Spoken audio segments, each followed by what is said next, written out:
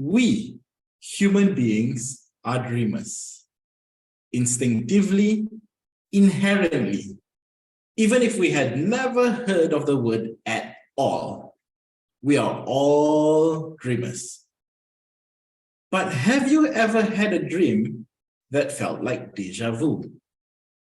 Thank you, Master Toastmaster of the evening, Ibrahim. Ladies and gentlemen and guests, a pleasant evening I bid to all of you. I had a dream once where I stood in front of a crowd, yet I was unable to speak a word. And as luck would have it, the very next week at a school assembly, because when we in primary school had school assembly every Mondays, I was called on stage for having a haircut like Guile from Street Fighter. And I went home crying to my mom and bawling and telling her what had happened, how I was so scared standing in front of the entire school at that time. And like all loving mothers do, God bless her soul, she went and signed me up for a storytelling competition when I was about 10 years old. It was called Alam Ria TV Tiga, for those of you who might have remembered, and most of you who are too young. And thus began my journey of speaking in public. I was born to a Filipino mom and a Malaysian dad. And as my parents always said, do as we did, which is love thy neighbor. And that's what all of us did. My family could be what you call a diversified family.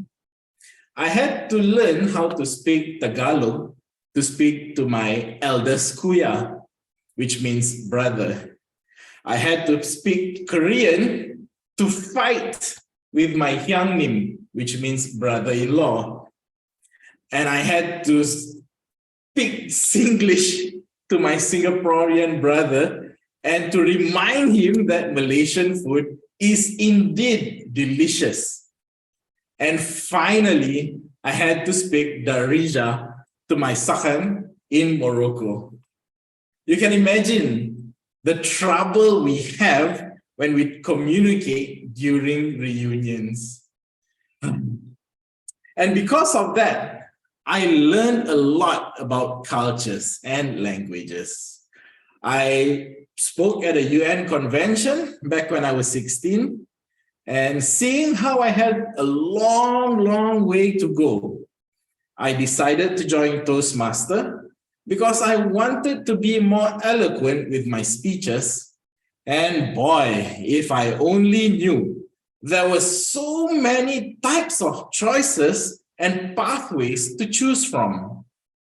But at the end of the day, I just wanted to be a good example for my children and showing that there is so much joy in public speaking.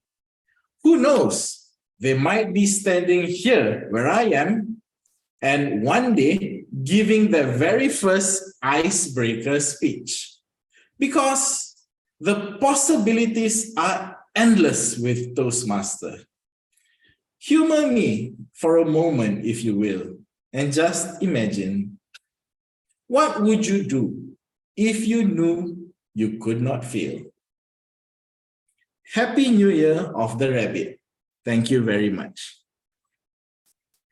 Back to you, Mr. Toastmaster of the evening. Thank you so much, Toastmaster Jose, and what a great speech.